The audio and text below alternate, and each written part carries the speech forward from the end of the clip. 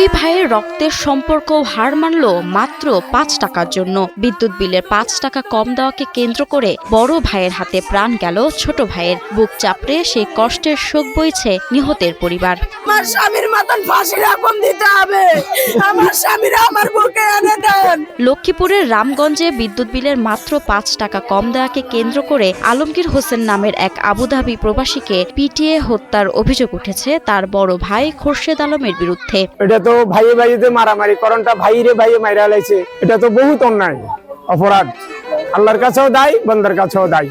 নিহত আলমগীর হোসেন দীর্ঘদিন আবুধাবিতে কর্মরত ছিলেন। চলতি মাসের ১ ফেব্রুয়ারি ছুটিতে দেশে ফেরেন তিনি। দিন বিশেক যেতে না যেতেই নিজ ভাইয়ের হাতে প্রাণ হারাতে হলো তাকে, তাও আবার ৫ টাকার জন্য। যে কাজটা করছে এটা জানোয়ারের কাজ, এটা কোনো মানুষের কাজ না, মানুষের কাজ।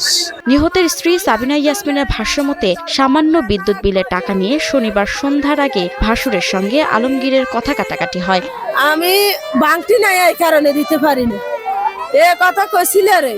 এই আমারে গালাগালি মা মাসি ওমা তোর বাবুরের যে হাল অবস্থা। তবে সে সময় আলমগীর কোনো ঝগড়ায় জড়াননি, তবুও যেন শান্ত হননি বড় ভাই খোরশেদ। আমার স্বামী এইখানে বসা ছিল, আমার স্বামী একার কথাও বলে তো করে না। ইফতারের পর তিনি স্থানীয় একটি দোকানে চা খেতে গেলে খোরশেদ আলম তাকে বেধড়ক মারধর করেন। গুরুতর আহত অবস্থায় পরে স্থানীয়দের সহযোগিতায় আলমগীরকে উদ্ধার করে রামগঞ্জ উপজেলা স্বাস্থ্য কমপ্লেক্সে নেওয়া হলে কর্তব্যরত চিকিৎসক তাকে মৃত ঘোষণা করেন। এখন আমার স্বামী আমারে বিপদে ফেলে নিরাপদ স্থান ঠকাইয়া চলে গেল, আমার বুকটা ফেটে যাচ্ছে।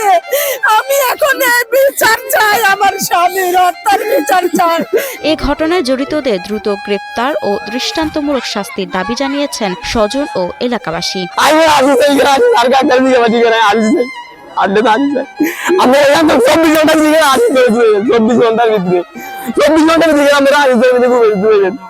নিহতের মরদেহ উদ্ধার করে ময়না তদন্তের জন্য লক্ষ্মীপুর সদর হাসপাতাল মর্গে পাঠানো হয়েছে। তদন্ত সাপেক্ষে প্রয়োজনীয় আইনগত ব্যবস্থা নেওয়া হবে বলে জানিয়েছেন রামগঞ্জ থানার ভারপ্রাপ্ত কর্মকর্তা মোহাম্মদ ফিরোজ উদ্দিন চৌধুরী। মাহমুদা মুন্নি, ৭১।